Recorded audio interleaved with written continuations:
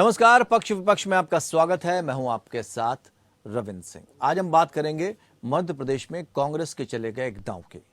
मध्य प्रदेश में इस साल के अंत में विधानसभा के चुनाव होने हैं। यहां मुख्य लड़ाई बीजेपी और कांग्रेस के बीच है। कांग्रेस 2020 में हुए सियासी हादसे का बदला लेना चाहती है, तो वहीं बीजेपी फिसलते फिसलते हाथ आई सत्ता को अब गंवाना नहीं चाहती। दोनों की मंजिल प्रदेश की सत्ता है और इसको पाने के लिए अपनी अपनी रणनीति। लेकिन हाल के दिनों में हिमाचल और कर्नाटक में कांग्रेस के जिस सियासी फार्मूले को जनता ने पसंद किया है, उससे बीजेपी की टेंशन बढ़ गई है। कर्नाटक फार्मूले को ही मध्य प्रदेश में उतारने के लिए कांग्रेस में 5 गारंटी का वादा किया है, लेकिन इसके साथ ही आरक्षण का दाव भी चल दिया। कांग्रेस ने कहा कि सत्ता में आने पर वो ओबीसी को 27% आरक्षण देगी। खबर देखते हैं, फिर चर्चा आगे बढ़ाते हैं।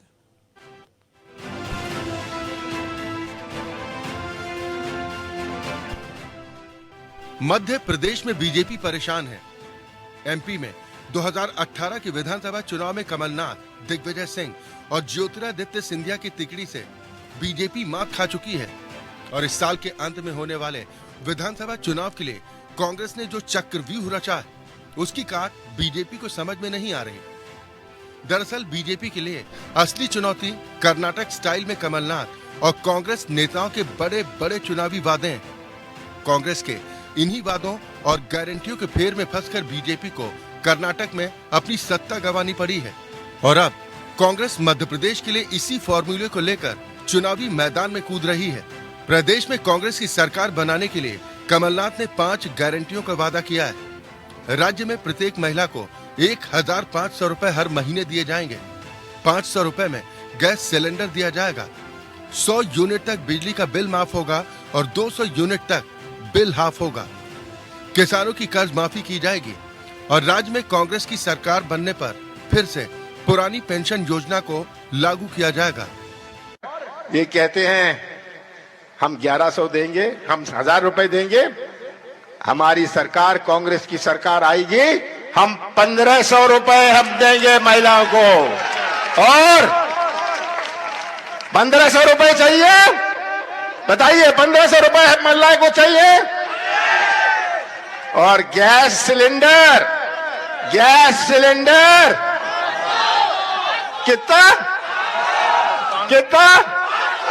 गैस सिलेंडर 500 रुपए में देंगे। 500 रुपए में चाहिए ना। तो आज मैं घोषणा करता हूं, अपने पड़ोस के जिले में, इस पवित्र भूमि में, इस नर्मदा की भूमि में, कि हम गैस का सिलेंडर 500 रुपए में देंगे। लेकिन इस मुफ्त के वादों के कर्नाटक फॉर्मूले को और भी असरदार बनाने के लिए कांग्रेस ने अपनी सियासी प्रयोगशाला में आरक्षण का केमिकल भी मिला दिया है, जिसके रिएक्शन से वोटों की इतनी बरसात हो कि शिवराज सरकार को उखाड़कर कांग्रेस की सरकार बन सके। इसी फॉर्मूले पर काम करते हुए मध्य प्रदेश विधानसभा चुनाव से पहले पूर्व सीएम कमलनाथ ने घोषणा की है कि राज्य में अगर कांग्रेस की सरकार बनती है तो ओबीसी वर्ग को 27% आरक्षण दिया जाएगा। इससे पहले 2018 में भी कमलनाथ ने ओबीसी वर्ग को आरक्षण देने की बात कही थी और इसका असर भी हुआ था। जनता ने कांग्रेस पर भरोसा कर सत्ता भी सौंपी थी, लेकिन बीजेपी ने ऐसा सियासी जाल बिछाया कि आई सत्ता हाथ से निकल गई। 2018 के विधानसभा चुनाव में कांग्रेस की सरकार बनी थी, लेकिन 2020 में ज्योतिरादित्य सिंधिया के बीजेपी में शामिल होने के कारण कमलनाथ की सरकार गिर गई थी। 2020 में शिवराज सिंह चौहान एक बार फिर प्रदेश के सीएम बने थे और इस तरह से कांग्रेस का आरक्षण का वादा अधूरा रह गया था। लेकिन इस बार कमलनाथ ने शुजालपुर में आयोजित जनसभा को संबोधित करते हुए ये भरोसा दिलाया कि जिस तरह कर्नाटक में चुनाव के समय किए गए वादों को फौरन लागू किया जा रहा है, उसी तरह मध्य प्रदेश में किए गए वादों को सत्ता में आने के बाद पूरा किया जाएगा। दरअसल मध्य प्रदेश में ओबीसी वर्ग को 27% आरक्षण देने का मुद्दा बड़ा सियासी रहा है। बीजेपी ने भी ओबीसी वर्ग को 27% आरक्षण देने की घोषणा की थी, लेकिन सुप्रीम कोर्ट की गाइडलाइन को लेकर इस फैसले को लागू नहीं किया जा सका। सुप्रीम कोर्ट और हाई कोर्ट में फैसले को चुनौती मिलने के बाद राज्य सरकार को पीछे हटना पड़ा था। लेकिन अब कमलनाथ ने वादा किया है कि राज्य में सरकार बनने के बाद 27% आरक्षण ओबीसी वर्ग को दिया जाएगा। वहीं कांग्रेस सॉफ्ट हिंदुत्व की पिच पर खेलकर भी बीजेपी की परेशानी बढ़ा रही है। प्रियंका गांधी ने हाल ही में अपने मध्य प्रदेश के चुनावी दौरे की शुरुआत जबलपुर में नर्मदा की पूजा और आरती से कर ये साफ कर दिया कि कांग्रेस आलाकमान भी सॉफ्ट हिंदुत्व के मसले पर कमलनाथ की रणनीति के साथ खड़ा है। कर्नाटक में जिस तरह से कांग्रेस भ्रष्टाचार के आरोपों को जनता के दिलो दिमाग में बैठाने में कामयाब रही, उसी तर्ज पर कांग्रेस मध्य प्रदेश में भी लगातार भ्रष्टाचार के मुद्दे को उठाकर शिवराज सरकार को घेरने की कोशिश कर रही है।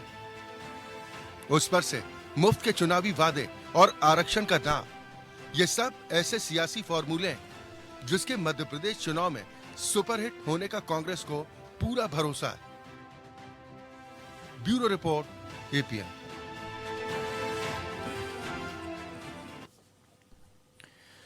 कांग्रेस पूरी तरह से रिचार्ज है। अब वो अपना रिचार्ज कार्ड पेश कर रही है 5 गारंटी का, लेकिन पूरी तरह से रिचार्ज है या नहीं ये गारंटी कार्ड, ये समझना होगा। आरक्षण का तड़का जरूर इसमें लगा दिया है, लेकिन आरक्षण का ये दांव कितना फायदा पहुंचाएगा और क्या इस दांव से भारतीय जनता पार्टी की पेशानी पर बल पड़ेंगे, इसको भी हम समझना होगा। 2 खास मेहमान हमारे साथ इस चर्चा में शामिल हैं। देवेंद्र प्रमुख, नेता भारतीय जनता पार्टी, और डॉक्टर टीना कर्मवीर, प्रवक्ता कांग्रेस, हमारे साथ जुड़े हैं। बहुत बहुत स्वागत आप दोनों मेहमानों का।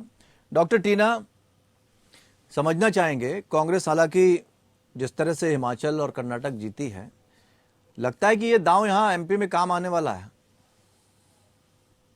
सबसे पहले तो मैं ये कहना चाहती हूँ कि जिस तरीके से आज की मीटिंग के बाद तो कांग्रेस पार्टी में बहुत ज्यादा जोश है, और जिस तरीके से अगर हम मध्य प्रदेश की बात करें तो राहुल जी ने बहुत पहले कहा था, अपनी रैलियों में लगातार कहते भी आए हैं कि जिस तरीके से अगर हम सरकार में आते हैं तो हम ओबीसी का कास्ट सेंसस जो है कास्ट सेंसस भी करवाएंगे, और 5 गारंटी जो देने की बात करिए, चाहे कर्नाटक के अंदर हो चाहे हिमाचल प्रदेश के अंदर या जहां जहां हम अब चुनाव होने वाले हैं, तो हम ये वादे जो कर रहे हैं मैनिफेस्टो में जो हम डाल रहे हैं, ये वादे हमने प्रतिज्ञा भी ली और हम इन वादों को पूरा भी कर रहे हैं। चाहे हम देखें कि 500 रुपए सिलेंडर देने की बात की है तो वो वादा हमने पूरा भी किया। अगर हम मध्य प्रदेश की बात करें तो हमारी जो सरकार थी, पहले भी कांग्रेस की सरकार बनी, लेकिन इन्होंने जोड़ तोड़ या चोरी की सरकार बनाई।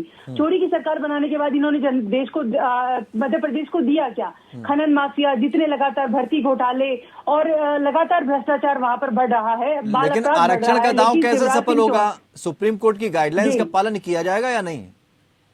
बिल्कुल सभी गाइडलाइंस पूरी की जाएंगी, इसके ऊपर चर्चा भी होगी। लेकिन कमलनाथ जी अगर कह रहे हैं इस पर, क्योंकि इस पे देखिए मैं एक बात ये भी कहना चाहती हूँ कि मैंने जैसे कि पहले कहा, आरक्षण के हम समर्थन में हैं। हम लोग जिस तरीके से भाजपा ने आरक्षण को पंगु कर दिया था, चाहे इससे पहले भी आप देखेंगे किस तरीके से SC/ST एक्ट को लेकर भी पंगु बनाने का काम किया, लेकिन कांग्रेस हमेशा सामाजिक न्याय की बात करती आई है और सामाजिक न्याय के लिए ही काम कर रही है। इसीलिए मुझे लगता है कि कमलनाथ जी ने जो कहा है वो बिल्कुल सही है, और जनता भी जो है वो चाहती है कि उनको जो आरक्षण है वो आरक्षण दिया जाए, और आरक्षण का जो मूल्यांकन किया जाए ठीक से कि किसको कितना उसका बेनिफिट मिल रहा है। क्योंकि आरक्षण की अगर मैं बात करूं, मध्य प्रदेश में ही नहीं पूरे देश के अंदर जिस तरीके से निजीकरण बढ़ा है, इससे आरक्षण को भी कहीं ना कहीं नुकसान पहुंचा है। यानी हम ये मान के चले मुफ्त की रेवड़ी और प्लस आरक्षण, ये दो चीजें हैं कांग्रेस के लिए। देखिए, इनको मुफ्त की रेडिया नहीं कहेंगे। जब भाजपा वो करती है, भाजपा जब 80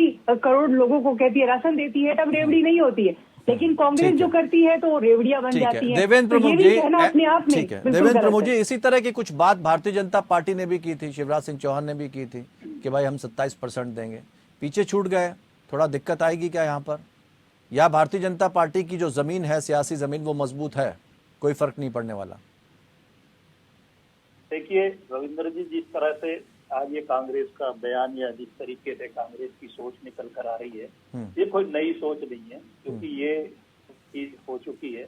दिल्ली इसका प्रमाण है, हम देख चुके हैं, और ये केजरीवाल की कॉपी है जो मैं आप कहूंगा, और जनता इसको जो है पूरे अच्छे से समझती है, जानती है। फ्री की जो रेवड़ी होती है वो कितनी दमदार होती है, वो दिल्ली भी देख ली है सारी कि आज दिल्ली के हालात क्या है। दूसरी ये बात रही कि आरक्षण में जिस तरह से इन्होंने पहले वादा किया था, वहां लगभग इनको सरकार बनने के बाद जो भी समय मिला 2020 तक इनकी सरकारें रही कि वहां इन्होंने कितना प्रयास किया और फिर सुप्रीम कोर्ट, और अब भी इनको यही बोलना है। और जिस तरह से ये फ्री का जो काम करें कि पेंशन और सिलेंडर, ये अब छोटी बात रही है। रही कांग्रेस की जो बीजेपी पर ये क्वेश्चन आया है कि हम फ्री का जो वो देते हैं खाद्यान्न पदार्थ, तो फ्री का नहीं था, वो कोरोना काल था, वैश्विक महामारी थी। नहीं, हमने तो ये कहा कि इसी तरह के आरक्षण का जो वादा है वो शिवराज सिंह चौहान की तरफ से भी किया गया था, लेकिन वो पूरा नहीं हुआ। तो सिर्फ हवाई वादे किए जाते हैं, उसके बाद जब सत्ता में आ जाएंगे फिर कौन याद रखता है कि क्या कहा क्या नहीं कहा। मैं तो ये कहता हूं कि इसमें रविंदर जी, जिस तरह से आपने देखा है कि 2014 के बाद जो मैनिफेस्टो आने शुरू हुए हैं, उसके बाद जो है घोषणा पत्र की एक वैल्यू हुई है। पूरा देश का नौजवान आज की तारीख में पूरा युवा है, पूरी दुनिया में भारत सबसे युवा देश भी है। सब एक एक चीज का जो है आप जो है सारा सच के साथ बोलते हैं। लोग सर्च करते 1 मिनट में नेट के माध्यम से किसने कब क्या कहाँ बोला, उसका जवाब देना पड़ता है। तो सोच समझ कर बोलना पड़ता है, अच्छी बात नहीं है। तो ये किसके लिए कह रहे हैं, शिवराज जी के लिए कह रहे हैं या कांग्रेस के लिए कह रहे हैं? मैं तो इसको कांग्रेस का तो क्वेश्चन है, कांग्रेस के क्वेश्चन का जवाब देने का मेरी जिम्मेदारी बनती है, क्योंकि हम सत्ता में थे कांग्रेस। लेकिन मुझे अच्छा ये लग रहा है कि आज कांग्रेस के पास मुद्दा क्या रहेगा, फ्री की रेवड़ियां। आज उन्हें हमसे जवाब मांगना चाहिए था विकास के कामों का। आज जनता के बीच में जो कमियां रही 4 वर्ष में, आज हमारा जो चुनाव है 2024 का फेस तय नहीं कर पा रहे। नहीं, सवाल तो ये है ना देवेंद्र जी, जैसे वो सामाजिक न्याय की भी बात की ना अभी डॉक्टर टीना करवीर ने, उन्होंने कहा सामाजिक न्याय से कोई सरोकार नहीं है भारतीय जनता पार्टी की। और जिसको आप मुफ्त की रेवड़ी बता रहे हैं, अरविंद केजरीवाल कहते हैं कि वो तो जनता का अधिकार है, तो जनता के अधिकार को आप मुफ्त की रेवड़ियां क्यों बना रहे हैं? वो टैक्स देते हैं, अगर हम उनको कुछ मुफ्त दे रहे हैं उसमें क्या दिक्कत है आपको? और उसके बावजूद जी भी है, उनको फायदा हुआ, दिल्ली को फायदा हुआ, नुकसान तो कुछ हुआ नहीं उससे। लेकिन आपके यहाँ सारी चीजें, अगर सब पर टैक्स भी लग रहा है और सब आप चीजें पैसों के दम पर दे रहे हैं, उसके बाद भी आप नुकसान में जा रहे हो, ऐसा क्यों? नहीं, नुकसान में हम इसलिए नहीं जा रहे। मैंने तो कहा था रविंदर सर, जिस तरह से आपने बात निकल कर आई है मुफ्त की रेवड़ियों वाली, वो भी कांग्रेस की तरफ से आओ या हमारी तरफ से आओ, एक दूसरे पर इंगित करने वाली बात है। लेकिन तथ्य के साथ बोलने का यह है कि मैं तथ्य पर जो बात कर रहा हूँ कि सरकार बनने के बाद, सरकार जो पहले बनी थी, वो पहले मौका मध्य प्रदेश में जहां हम चर्चा कर रहे हैं, वो कांग्रेस ने जो घोषणा पत्र किया था कि उन्होंने फिर कहा कि माननीय सुप्रीम कोर्ट की गाइडलाइन आ गई। अब जो और लोग हैं, ओबीसी से अलग जो लोग हैं, वो फिर सुप्रीम कोर्ट में जाएंगे। वो बुद्धिजीवी लोग हैं, इन्हें पता देने तो कुछ है नहीं, यूपी तो बोलना है। और सीधे साधे लोगों को 70 वर्षों तक बैठाते आते थे। मुसलमान को मुसलमान की बात है, हिंदू को हिंदी की। और ये खत्म होगा हिंदू मुसलमान 2014 के बाद, यहाँ दंगा होता नहीं, बात होती। अब ये दोबारा मुझे अच्छा लग रहा है कि आज प्रियंका गांधी जी ने ओम ऐं ह्रीं क्लीं चामुंडा विच्चे एक इस मंत्र को बोलने के लिए पूरी रात लगा दी। पूरी देश के चैनल चले, उन्होंने कैसे याद किया इसको, फिर कैसे वो धर्म पर बात आ रही है। टीना जी, ये मुद्दे की बात है कि जिस हिंदुत्व के रास्ते पर भारतीय जनता पार्टी चल रही थी, उस पर अब कांग्रेस भी चलने लगे। गांधीवादी विचारधारा बदल गई क्या प्रियंका गांधी की? या आप भी, आपकी तरफ से भी अरविंद केजरीवाल की तरह सॉफ्ट हिंदुत्व की तरफ कदम बढ़ने चाहिए, क्योंकि उसके बिना आपका भी काम नहीं बनना है? आरक्षण भी है और सॉफ्ट हिंदुत्व भी है। देखिए, एक तो ये जो हम लोग तो हिंदू धर्म को मानने वाले, ये हिंदू तो जो ये गोडसे की विचारधारा वाले लोग हैं, हम गांधी की विचारधारा को मानने वाले हैं, हम बाबा साहब की विचारधारा को मानने वाले लोग हैं। जिस तरीके से अभी ये बोल रहे हैं हिंदू मुस्लिम 2014 के बाद, आपकी जानकारी के लिए मैं बता देती हूँ कि मॉब लिंचिंग बढ़ा है। और ये रिपोर्ट गृह मंत्रालय की तरफ से निकला, हम नहीं कह रहे हैं, आप जाकर रिपोर्ट जाकर देखिए। और जिस तरीके से आपने अभी बोला चैनल के ऊपर कि हम मैनिफेस्टो में जो कहते हैं वो करते हैं। हम लोग 15 लाख का झूठा नाम नहीं देते ना, हम झूठा नारा जो है ये देते हैं कि हम काला धन वापस लाएंगे ना। हम ये कहते हैं कि 2022 तक किसानों की आय दुगनी हो जाएगी। क्या आय दुगनी हो गई किसानों की? जिस तरीके से मुझे बहुत खेद के साथ ये कहना पड़ रहा है कि देश के प्राइम मिनिस्टर फ्री वीज की बात करते हैं, और वहीं पर आप सोचिए कि वो ये कहते हैं कि हम फ्री वीज, जो कि जनता को जिसे कहें, जनता का उन्होंने ये एक अपमान किया है, जहां पर वो खुद जो है फ्री वीज के लिए बार बार ये कहते हैं कि अरे और हम तो राशन दे रहे हैं। निर्मला सीतारमण जी का मुझे अभी भी वो वीडियो याद है कि वो कह रही थी कि यहाँ पे देश के प्रधानमंत्री का फोटो क्यों नहीं है बैग के ऊपर जो हम खाद्यान्न बांट रहे हैं। तो ये जो है, ये लोग तो सिर्फ फोटोज और इस तरीके के पीआर और इस राजनीति में फंसे हुए हैं। जनता का इनको कोई सरोकार नहीं। अगर जनता का सरोकार होता तो शायद गंगा में लाशें नहीं बह रही होती, और ना ही मणिपुर में जब दंगे हो रहे होते तो देश का प्राइम मिनिस्टर अमेरिका में जा रहे होते। देखिए, आप लोग एक दूसरे के ऊपर आरोप तो लगाते रहेंगे, लेकिन असल मुद्दा तो ये है कि जो इस वक्त की राजनीति चल रही है, या तो अब मुद्दा छीन लीजिए या फिर पुराने कुछ ऐसे दांव चलिए जिससे सियासी जमीन फिर से हासिल हो जाए। कांग्रेस के सामने तो कई चुनौतियां हैं। आपका जो कैप्टन है वो अभी टीम में ही नहीं है, ये बड़ी दिक्कत है। आपने और जी आपके सवाल का मैं जवाब देती हूँ कि देखिए, जनता जो है अब रोजी रोटी की बात कर रही है। जनता ये नहीं चाहती कि हिंदू मुस्लिम हो या फिर बजरंग दल या बजरंग बली के नाम पर, वो चाहती है कि उनके विकास के नाम पर हो। महंगाई इस कदर बढ़ रही है, बेरोजगारी इस कदर बढ़ रही है, और जिस तरीके से इन्होंने दूध दही जीएसटी, इन पे भी जीएसटी लगा दिया है, खाने पीने चीजों पर भी जीएसटी लगा दिया गया है, और इसी वजह से बार बार जनता जो है वो मुद्दों पर ध्यान नहीं दे रही। इसलिए हम लोग मैनिफेस्टो, हमने सवाल ये किया कि उनके सॉफ्ट हिंदुत्व का मुद्दा आपने ले लिया, आरक्षण को आप लागू भी करेंगे। तो मैंने कहा कि आप अपनी विचारधारा से हट गए। हमारा सवाल ये था। दूसरा सवाल ये था कि आरक्षण कैसे आप लागू कर पाएंगे? अगर आप 27% पे जाएंगे तो आप कहीं ना कहीं एससी की गाइडलाइंस का फॉलो नहीं करेंगे, वो दिक्कत आएगी ना। मैंने नहीं कहा। प्रफुल्ल केतकर जी जो कि आरएसएस के ऑर्गेनाइजर, उन्होंने लेख लिखा है कि जो अब जो चुनाव होंगे, और चुनाव जो है हिंदुत्व के नाम पर जीते नहीं जा सकते हैं। अब जो चुनाव है वो विकास के मुद्दे पर, जो एक्चुअल में जो जनता चाहती है उस विकास के मुद्दे पर होंगे। तो हिंदुत्व की जो बात करते हैं, इनको तो मोदी जी के जो मैजिक है वो प्रफुल्ल केतकर जी आरएसएस के, उन्होंने ही नकार दिया है। तो ये साफ स्पष्ट है कि अब उनको भी समझ में आने लग गया है कि जो राजनीति है, जो अब आगे चुनाव होंगे, वो एक्चुअल में जो महंगाई के मुद्दे और जिस तरीके से मैं रोजी रोटी की बात करी, उन पर लड़े जाएंगे। तो इसीलिए कांग्रेस उस रास्ते पे चल दी है। कांग्रेस जो है वो इसीलिए कांग्रेस उस रास्ते पे चल दी है। देखिए, कांग्रेस अगर वो कह रहे थे उसको आपको भी तो फॉलो करना चाहिए ना। प्रियंका गांधी भी उसी रास्ते पे चल दी है। नहीं, ऐसा बिल्कुल भी नहीं है। देखिए, एक तो मैं कहती हूँ कि इन्होंने कोई पेटेंट नहीं ले रखा है कि ये सिर्फ भगवान में सिर्फ यही लोग मंदिरों में सिर्फ यही लोग जाएंगे। इन्हीं के आने के बाद, सरकार में आने के बाद जिन्होंने मंदिरों में जाना शुरू किया है, इससे पहले तो कोई पूजा पाठ ही नहीं करता था। तो ये तो अपने आप में बहुत ही बचकाना, ये लोग सवाल भी इस तरीके से करते हैं कि नहीं हम लोगों को देख के किया है। ठीक है देवेंद्र प्रमुख जी, असल मुद्दों से क्यों हट जाती है सरकारें? जी केजरीवाल आज के जो दल है वो असल मुद्दों से क्यों हटते हैं?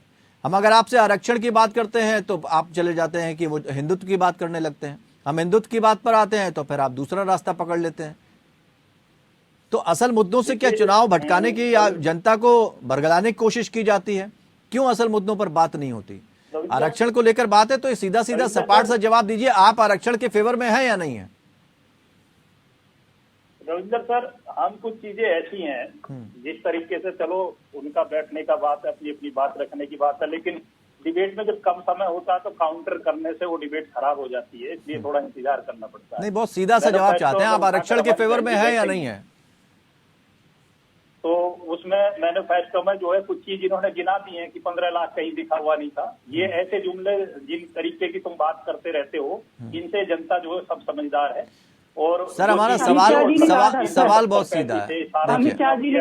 देवेंद्र जी एक मिनट, टीना जी एक मिनट। देवेंद्र जी, सवाल एक बहुत सीधी लाइन का है, आरक्षण के फेवर में है या नहीं? देखिए, मैं एक चीज क्लियर करता हूँ रविंदर सर, बात वो बोलनी चाहिए। चैनल पर बैठे हैं, जिम्मेदार तरीके सब चीज रिकॉर्ड हो रही है। ऑन रिकॉर्ड कब किस चीज को निकाल कर देखा जा सकता है। हाँ ठीक है, आरक्षण तो बोलने से बचना चाह रहे हैं तो अलग बात है, घोषणा की थी, फेवर में है या नहीं है बता दीजिए। बचने की बात नहीं, मैं क्लियर करता। मैं ये कहता हूं कि हमारी सरकार ने ये पहले घोषणा की थी, लेकिन जब माननीय सुप्रीम कोर्ट की कोई गाइडलाइन आ जाएगी तो कोर्ट को चैलेंज करने का सरकार के पास ताकत नहीं होती है। माननीय सुप्रीम कोर्ट सर्वोपरि है।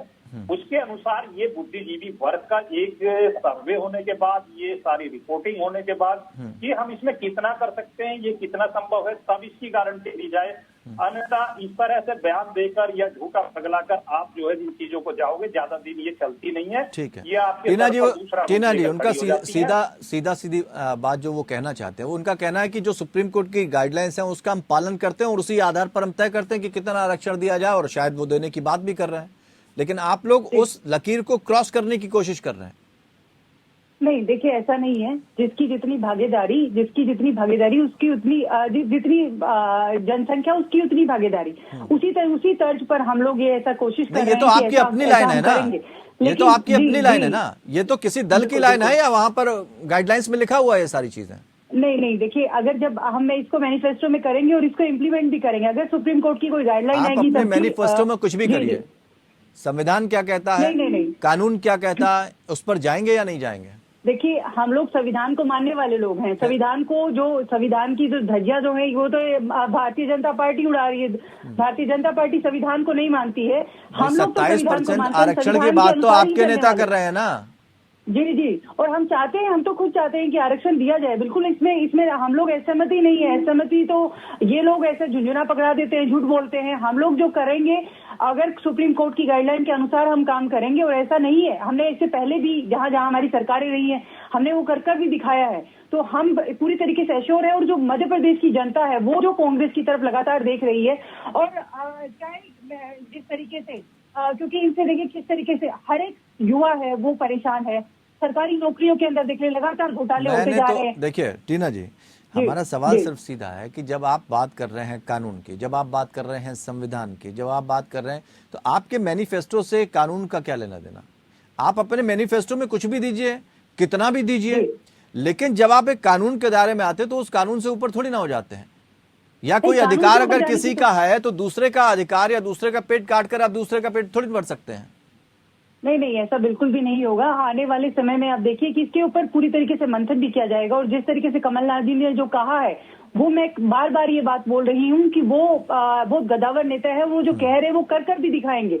आप कुछ समय बाद भी देख लीजिए जिस तरीके से मध्य प्रदेश में कि अगर मध्य प्रदेश की नहीं, अन्य राज्यों की अगर बात करें, जहां कांग्रेस की सरकारें रही हैं, लगातार वहां पर प्रयास रहे हैं, चाहे आरक्षण को लेकर हो या कोई भी ऐसा इश्यूज हो, जिसको पूरा करने का वादा जो किया है उसको पूरा करने का पूरा कार्य किया गया, क्रियान्वित करने का काम जो है वो लगातार कांग्रेस पार्टी करती आ रही है।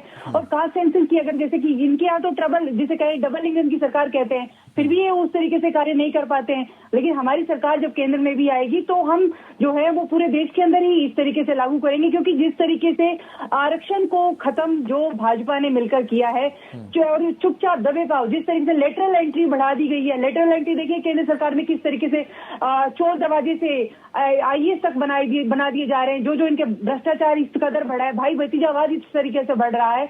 हम ऐसा नहीं होने देंगे। हम जो मेरिट के आधार पर लोगों को अपॉइंट करेंगे और मेरिट के आधार पर ही। और ओबीसी आरक्षण की बात कर रहे हैं, तो अगर ओबीसी आरक्षण को भी सर मैंने जैसे कि पहले कहा, हम उसको इम्प्लीमेंट भी उसी तरीके से करेंगे। लेकिन ये लोग जो है कैसे करेंगे, यही तो सवाल है ना। जी कैसे करेंगे, सवाल तो यही है ना, किस तरह से पालन करेंगे गाइडलाइंस का, ये थोड़ा समझ से पर हो जाता है, इसीलिए तो सवाल किया। लेकिन देवेंद्र जी, कांग्रेस ये कह रही है कि आप आरक्षण को चाहते ही नहीं है, फेवर में ही नहीं उसके, इसलिए खत्म करना चाहते हैं। लेटरल एंट्री का वो एग्जाम्पल दे रहे हैं कि किस तरह से आपकी सरकार ने ये सारे दांव खेले और उसके बाद धीरे धीरे करके आप सारी चीजें खत्म कर रहे हैं। रविंद्र सर, हो सकता है कांग्रेस जो है, आपने भी वो क्वेश्चन कर दिया कि कुछ बात ऐसी हैं जो सबके लिए 27% का बड़ा दम भर रहे हैं हमारे साथी। राजस्थान में क्या हो रहा है, राजस्थान के साथ क्या हो रहा है, आप राजस्थान में करके दिखा दीजिए, छत्तीसगढ़ में करके दिखा दीजिए। वहां इतने गुर्जर समाज के लोग शहीद हो गए। अरे आपकी सरकार रही, आपने किया है, तो ऐसा उसमें आप जो है इतना करने वाले हैं तो एक बार हिम्मत जुटाइए ना, वहां से शुरुआत करिए, क्लियर करिए। उसको क्लियर करने के बाद जो 27% को अलग करिए, वो जो मांग रहे हैं उनको अलग करिए। आप देने वाले कितने हैं? आप छत्तीसगढ़ को एक बार देख लीजिए, हिमाचल में आपकी सरकार बन गई, पूर्ण बहुमत की है, करके दिखाइए ना। नहीं, लेकिन क्या सरकार में घबराहट है इस दांव को लेकर? क्या अगर इस दांव से कांग्रेस वापस सत्ता में आ गई तो क्या होगा? वो तो कह रहे हैं कि आप तो सरकार में आए नहीं, आपने तो सरकार किस तरह से हथाई है। असल ताकत तो तब मानी जाती कि जब आप खुद जीत कर सत्ता में आते। नहीं, हम हैं और हमें रहना सत्ता में, इसलिए सोच समझ के बोलना है। झूठ बोलने से काम नहीं चलेगा। 2024 स्तर पर है, पूरे देश को देखना है कांग्रेस की स्थिति। 18 करोड़ नौकरियां भी मिल गई होंगी सर। क्षेत्रीय झूठ कौन बोलता है? दर्शक देख रहे हैं। पार्टी के आसपास नहीं है, बड़ी लड़ाई है। उन्हें क्षेत्रीय पार्टियों से, आज उनकी एक मीटिंग बिहार में हुई है जिस तरह से, और देखा है कि ममता दीदी कह रही है कि हमारे सर पर सहरा बंधेगा, अखिलेश जी के सर पर भी सहरा है, सब सारे सहरे वाले हैं। फरार नहीं, करने तो को किस कोई तरीका नहीं है। आधार क्या होगा? नहीं वो लॉ की बात आधार है, क्या आप होगा? जो, सत्ता में फरार बने करने रहने के लिए का, भी तो चाहिए। सत्ता में बने रहने के लिए आधार क्या होगा? वो तो कह रहे हैं आप 1000 रुपए देंगे आधार महिलाओं को, वो बिल्कुल। 1500 देंगे, वो मुफ्त बिजली देंगे। देखिए, आधार सर तट पर काम करना, सच्चाई और जमी पर लाकर काम करना। 500 रुपए का सिलेंडर अगर ये करना है तो जहां जहां इनकी सरकार करके दिखा दो, हम मान नहीं जाए। तो वहां तो उज्ज्वला गैस वगैरह सब दी गई थी, लेकिन उस सिलेंडर का क्या हुआ वो भी पता लगना चाहिए। सरकार सर, क्या, राजस्थान में कर दी गई, अगर आपको जनता जानकारी नहीं है जनता का बिल्कुल भी। भरोसा है तो जनता किस तरह से भरोसा करे? करके कहीं दिखा दीजिए आप, हम जी, मान लेंगे दिनेश कि जल्दी से आपने बात कितना रखिए। सत्य जी सत्ता बोल देखिए, दिया। राजस्थान में कर दिया गया, इनकी जानकारी मैं दुरुस्त कर देती हूँ। राजस्थान में कर दिया गया है, आप थोड़ा पढ़ लिख कर आइए करिए। और दूसरी बात मैं बताना चाहती हूँ कि ये तो ठीक है कि ये मुद्दे हैं कि हम 5 प्रतिज्ञा लेकर आ रहे हैं, 5 हम गारंटी लेके आ रहे हैं, ठीक है, लेकिन अपने सबसे अपने अहम मुद्दा मध्य देखिए, प्रदेश की सवाल अगर ये बात भी की है। जाए, भ्रष्टाचार का है। ठीक है, अगर भ्रष्टाचार का सबसे अहम मुद्दा है। ठीक है, भ्रष्टाचार मुद्दा है, लेकिन किसकी जी। सरकार में भ्रष्टाचार कम हो गया ये समझना होगा। बहुत बहुत शुक्रिया आप दोनों मेहमानों का, वक्त हमारे पास इतना ही था। भ्रष्टाचार की बात हर कोई करता है, लेकिन सवाल यह भ्रष्टाचार कितना कम हुआ। मुफ्त सेवा की बात करता है, लेकिन असल में महंगाई कितनी बढ़ गई इसका अंदाजा लगाया जा सकता है। तो ये हवाई जुमलेबाजी कब तक चलेगी? आरक्षण का जो दांव है वो कब तक चला जाए, और क्या ये कांग्रेस को फलीभूत होगा? इसलिए एमपी पर निगाह भी टिकी है। देखना ये होगा कि दोनों में से कौन दल एक सत्ता हासिल करने की कोशिश में है, एक सत्ता बनाए रखने की कोशिश में है, लेकिन किसके वादे जनता को फलीभूत होंगे ये समझना होगा।